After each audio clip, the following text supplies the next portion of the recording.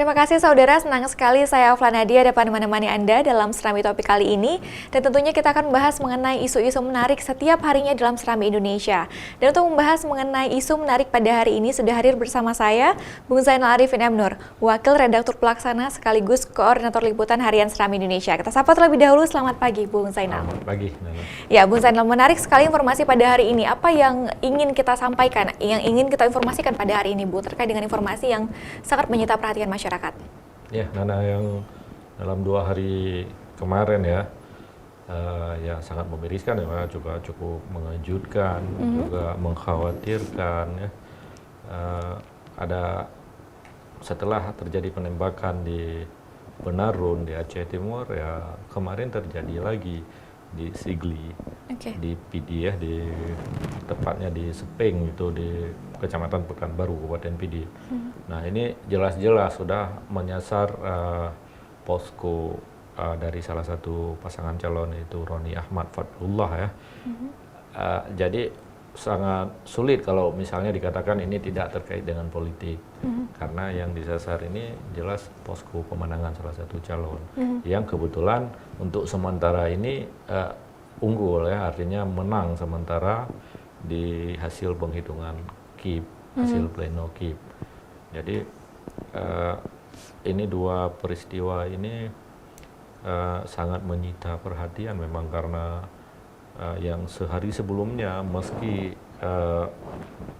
terjadi tidak di posko pemenangan Cabub, tapi PNA, Ketua Umum PNA juga secara terbuka mengakui bahwa itu kader mereka ya. Mereka juga mengatakan bahwa ada kaitan dengan tensi politik yang sedang tinggi di Aceh Timur.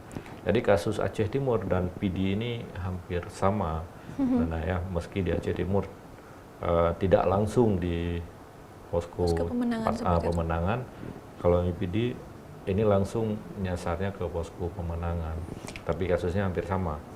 Aceh Timur juga calon independen, di sana ada satu calon independen, kemudian melawan dari calon yang diusung partai politik. Di PD juga seperti itu, yang jadi sasaran juga poskonya milik pasangan calon independen. 2 kejadian ini terjadi berturut-turut, Bung. Minggu dan hari Senin dini hari tadi.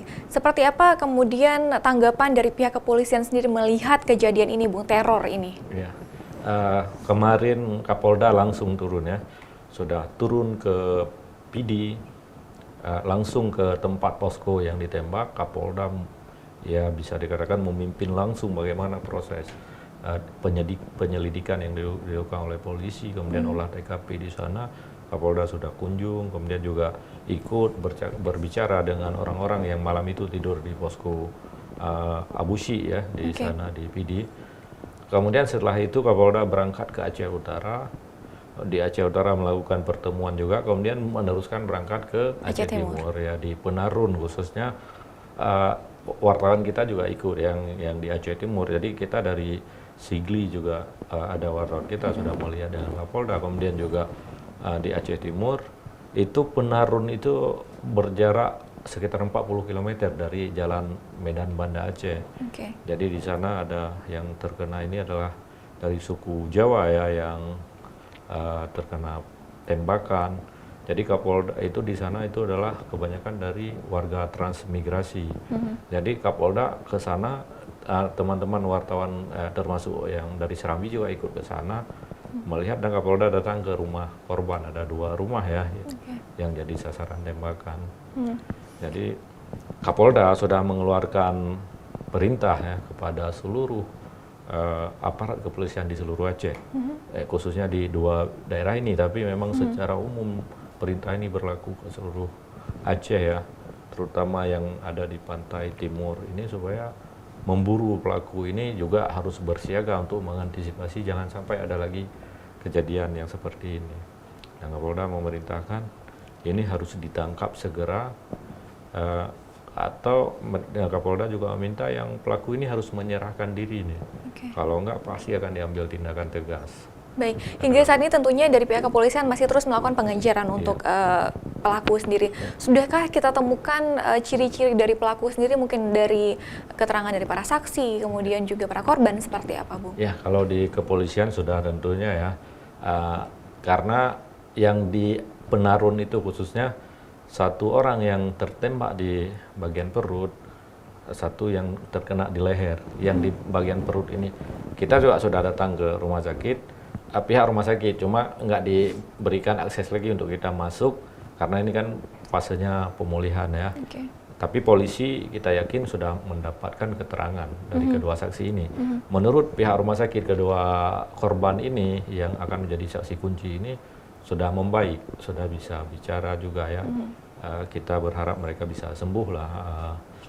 Jadi ini mereka kondisinya sudah membaik. Kemarin ada anaknya juga sudah memberi kesaksian ya. Dia tidak melihat memang. Okay. Tapi yang satu itu yang kena tembak di bagian perut itu dia disebut-sebut memang di sana dia mengintip ketika terjadi penembakan. Artinya dia sepertinya sempat melihat itu. Dan mungkin tahu dia ciri-ciri pelaku. Nah, ini yang nanti digali oleh polisi. Baik, berarti kedua korban ini adalah saksi kunci untuk mendapatkan pelaku seperti itu ya Bung ya. Baik, kemudian mungkin juga pemirsa di rumah ingin tahu juga seperti apa kemudian dari pihak kepolisian sendiri melihat ini adalah sebuah kriminal yang murni, benar-benar kriminal murni, atau seperti yang disebutkan oleh pihak dari PNA sendiri bahwa ini ada kaitannya dengan pilkada? Ya, kalau kepolisian sih tidak menyebut, ini juga tidak mengatakan bahwa ini harus betul-betul kriminal murni ya. Karena mereka juga mengatakan tidak juga mengaitkan dengan politik dulu ya. Tidak harus menduga-duga siapa ya. Dia meminta kepada publik tidak seperti itu karena polisi sedang dalam proses penyelidikan dan katanya dalam waktu segera ini mereka juga sudah, biasanya juga polisi sudah akan dapat ini ya ciri-ciri atau dari keterangan saksi, karena di PD itu tidak ada korban, tapi pada malam itu ada yang tinggal di posko dan ada melihat, paling tidak mereka sudah tahu apa jenis sepeda motor yang digunakan ya, mungkin tahu ciri-ciri orang walaupun dia tertutup mukanya. Kita berharaplah polisi juga harus cepat mengungkap ini supaya ini memutus, tidak lagi terjadi rentetan yang selanjutnya. Karena kalau dari pihak PNA, kemudian juga dari pengamat politik yang ini, mereka mengatakan bahwa memang ini ada kaitannya dengan politik ya. Kalau dari si PD kemarin, dari tim sesnya Roni Ahmad, Awushi itu mengatakan, memang langsung menyebut ini ada kaitannya dengan gugatan yang sedang masuk ke MK. Mereka bilang ini seperti modusnya hampir sama dengan waktu Pilkada 2012. Ketika ribut-ribut, bedanya pada saat itu sebelum Pilkada. Ya, sebelum Pilkada, kemudian calon dari Partai Aceh ini belum masuk, kemudian terjadi ribut-ribut, MK memutuskan ini di jeda dulu, Pilkada dihentikan sementara, masuk yang ini. Jadi mereka berharap akan ada perubahan keputusan MK dengan adanya hal-hal seperti ini. Itu sih menurut keterangan. Tapi ini masih praduga seperti itu, Bun. Dan tentunya ini menjadi informasi yang terus ditunggu-tunggu oleh masyarakat, dan pastinya kita akan terus menunggu update dari Serambi Indonesia sendiri untuk masyarakat di Aceh tentunya. Adakah informasi lainnya yang menarik untuk kita sampaikan di sini, Bung? Ya, Nana, kemarin juga Gubernur Aceh memimpin rapat persiapan Pekan Nasional Kontak Tani Nelayan Andalan ya, yang akan dilaksanakan di Lungraya nanti bulan 5 ya. Ada satu pernyataan yang menarik dari Dr. Jaini. Beliau mengatakan bahwa akan menyisir kembali ini proyek-proyek APBA. Kan kita bertanya, kenapa ini proyek APBA 2017 belum dilelang sudah, padahal ini APBA sudah bulan 2 kemarin sudah evaluasi dari Mendagri juga sudah turun. Kenapa belum dilelang? Harusnya kan bisa dikerja terus ya. Nah, Dr. Jenny bilang ini harus diperiksa kembali karena supaya bebas dari penumpang gelap. Jadi disebut LSM ada 650 miliar yang penumpang gelap ini. Ini yang harus disisir kembali. Yang sempat kita bahas juga dalam edisi-edisi sebelumnya seperti itu. Sebelumnya ya ini memang mencuat ya, tapi belum diketahui pasti. Ya, kita berharaplah ini juga cepat selesai dari APBA ini supaya ekonomi masyarakat bisa segera berputar.